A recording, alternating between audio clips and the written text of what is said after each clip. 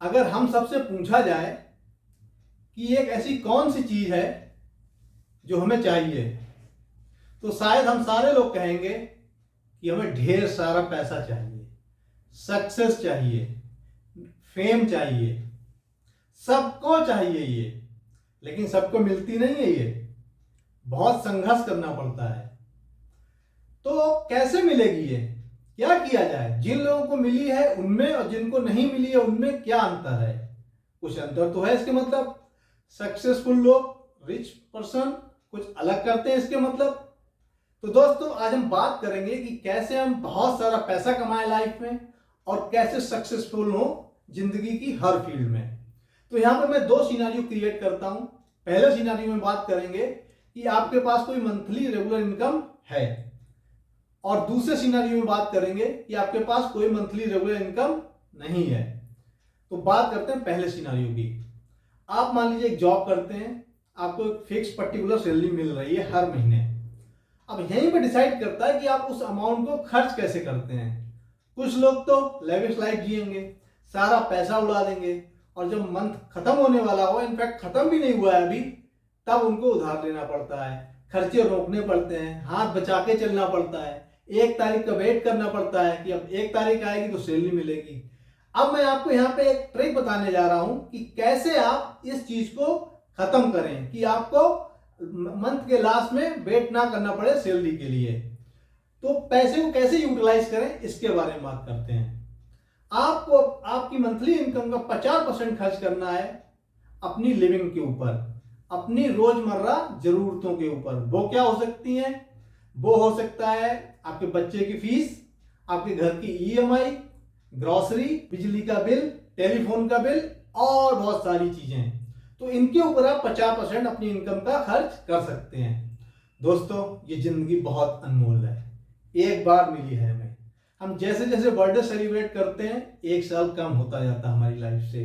तो हमें जीना भी है, हमें अपनी हसरतों को और हमारे जो शौक है उनको भी पूरा करना है। अगर हमें कभी कभी बाहर खाना खाने में मजा आता है, अच्छा लगता है फैमिली के साथ, या कभी कभी मूवीज जाने में मजा आता है, पिक्चर देखने में हमें बहुत अच्छा लगता है, लोगों को गिफ्ट देने में मजा आता है बर्थडे पे या वेडिंग एनिवर्सरी पे, तो आप उनमें पैसा खर्च कर सकते हैं। इसके लिए आप अपनी मंथली इनकम का 10% रख सकते हैं।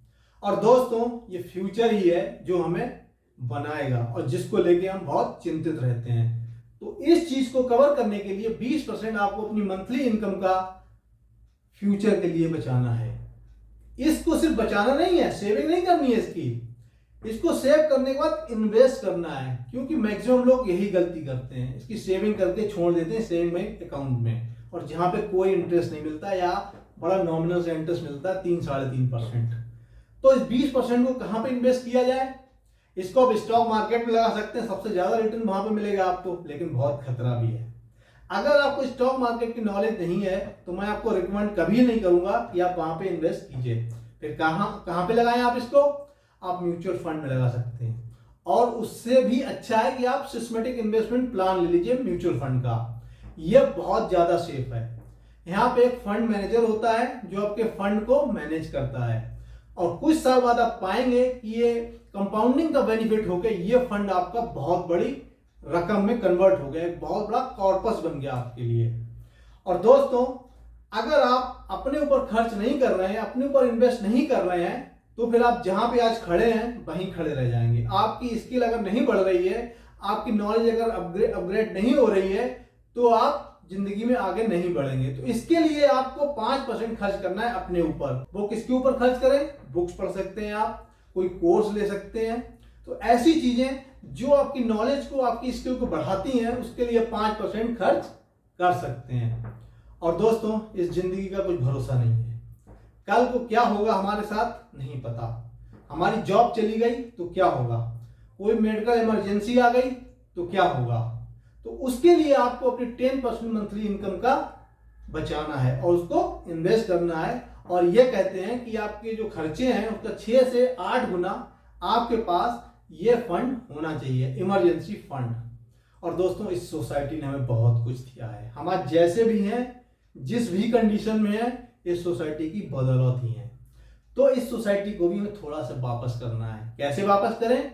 आप किसी गरीब बच्चे को स्कूल में दाखिला दिला सकते हैं, उसको बुक्स दिला सकते हैं। अगर आपका कोई सगा संबंधी है जो पैसे से थोड़ा कमजोर है, आप उसकी मदद कर सकते हैं, उसके बच्चों की मदद कर सकते हैं, समाज में किसी और इंसान की मदद कर सकते हैं जिसको पैसे की जरूरत है। तो ऐसे करके जब आप पैसा खर्च करेंगे तो आप देखेंगे आपने एक बैलेंस बजट बनाया है, आपने हर चीज को कवर किया, अपनी स्किल से लेके अपने फ्यूचर को लेके सोसाइटी को लेके हर चीज को कवर किया है, और ये ट्रिक आपको अमीर बना देगी।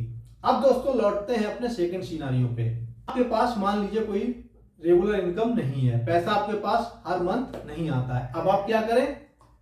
दोस्तों जरा अपने आसपास झांकिए, अपने रिश्तेदारों में, पड़ोस में, और आप पाएंगे कुछ लोग ऐसे हैं जिन्होंने बहुत पैसा कमाया है, उनका नाम है, फाइनेंशियल फ्रीडम है उनके पास, और एक अच्छी जिंदगी जी रहे हैं, वो लाइफ में सक्सेस है।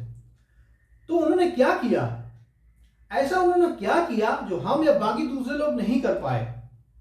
कुछ तो अंतर है उनमें और बाकी दूसरे लोगों में। और अगर आप नेशनल लेवल पे चले जाएं तो वहां भी बहुत सारे लोग आपको मिलेंगे जिन्होंने बहुत नाम कमाया, फेम कमाया, सक्सेस मिली, उनको बहुत पैसा है। वो हो सकते हैं सचिन तेंदुलकर, विराट कोहली, अमिताभ बच्चन, मनमोहन सिंह, प्राइम मिनिस्टर रह चुके हमारे पास, और current prime minister Narendra Modi ji. और अगर इंटरनेशनल लेवल पे चले जाएं, इलॉन मस्क, मार्क जुकरबर्ग, और भी बहुत सारे कितने लोग। तो इन लोगों ने क्या हटके किया है? अगर हम एनालिसिस करें तो हम कॉमन सक्सेस फैक्टर को पाएंगे। इन लोगों में एक कॉमन सक्सेस फैक्टर था। वो क्या था? इन्होंने अपने गोल को डिसाइड कर लिया शुरू से ही और उसके ऊपर लगे रहे। बहुत इनको हार मिली, फेलियर्स मिली, अनसक्सेस रहे, कई बार गिरे, ये मुंह की खानी पड़ी इन्हें, लेकिन फिर भी इन्होंने क्विट नहीं किया, कभी गिव अप नहीं किया। इतनी सारी नाकामियों के बावजूद भी अपनी फील्ड में डटे रहे। और कहते हैं कि जब आप मुश्किलों का सामना करते हैं तो मुश्किलें आपको तैयार कर देती हैं सफलता देने के लिए, वो आपको सफल बना देती हैं। तो वही तो फंडा है, हम यही तो कर सकते हैं। लेकिन दोस्तों अब आप ये कहेंगे कि ना तो मैं क्रिकेटर हूं, ना तो मैं पॉलिटिशियन हूं, ना मैं बिजनेसमैन हूं, मेरे घर में कभी किसी ने बिजनेस नहीं किया, फिर मैं कैसे सक्सेस हूं, मैं कैसे पैसा कमाऊं? तो दोस्तों ये आसपास अपने देखिए क्या चल रहा है मार्केट में, थोड़ा सा माइंड अपना यूज कीजिए। जब आप एनालिसिस करेंगे, एनवायरनमेंट को स्कैन करेंगे आप, तो आप बहुत सी चीजें पाएंगे। फॉर एग्जांपल आपने देखा कि एक चीज लोगों के हाथ में है, क्या है वो? मोबाइल। तो कुछ ऐसा कर सकते हैं आप मोबाइल से रिलेटेड जो आपकी दुनिया बदल देगा, क्योंकि मोबाइल कभी खत्म नहीं होना है, ये हमेशा रहेगा। इसमें लेटेस्ट टेक्नोलॉजी आएंगी लेकिन ये मोबाइल गायब नहीं होना हाथ से। तो आप क्या कर सकते हैं? फॉर एग्जांपल आप एक मोबाइल का छोटा सा कोर्स कर लीजिए, 2-3 महीने का, ज्यादा पैसे भी नहीं लगते हैं। ये कोर्स करके आप एक छोटी सी शॉप खोल लीजिए। अब आप ये कहेंगे इतना सारा कंपटीशन है, इतने सारे लोग हैं वहां पे, इतनी सारी शॉप है, मेरी शॉप पे कौन आएगा? तो बिल्कुल ठीक है आपका क्वेश्चन, कोई नहीं आएगा।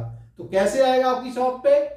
आपको कुछ डिफरेंशिएटर लाना पड़ेगा, कुछ ऐसा करना पड़ेगा जो बाकी सारे लोग नहीं कर रहे हैं। क्या हो सकता है वो हो सकता है फॉर एग्जांपल कि आप जो वो लोग चार्ज कर रहे हैं मोबाइल रिपेयरिंग का, आप उससे कम लीजिए, काफी कम लीजिए।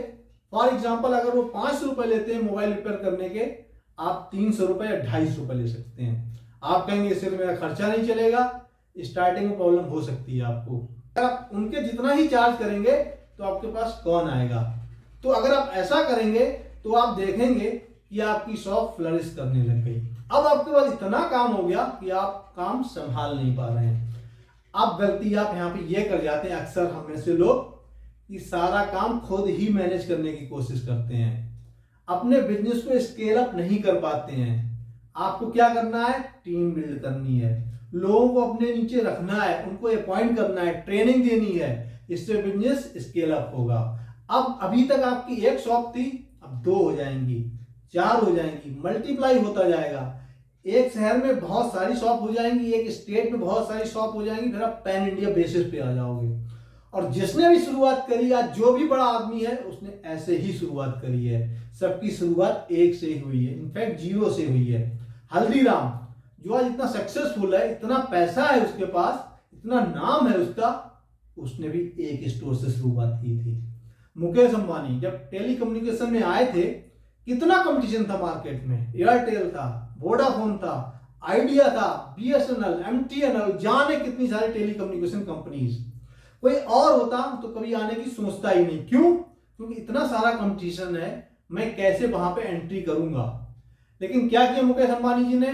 मुकेश अंबानी जी ने स्टार्टिंग में 6 महीने से लेके 1 साल की सर्विसेज फ्री दी, लोगों को फ्री में सर्विसेज प्रोवाइड कराई।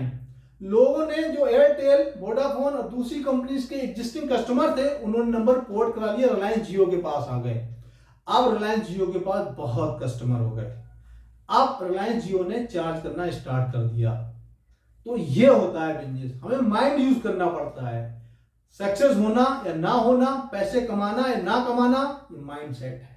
आप सोचते कैसा है, आपकी स्ट्रेटजी क्या है, ये सारी चीजें डिसाइड करती हैं आपका फ्यूचर। तो ये वीडियो आपको कैसा लगा हमें जरूर बताइएगा। पसंद आया हो लोगों के साथ शेयर कीजिएगा, और अभी तक आपने अगर हमारे चैनल को सब्सक्राइब नहीं किया है तो प्लीज इसको सब्सक्राइब कीजिए। So please take care of you and your family, and bye bye till next video. नमस्कार।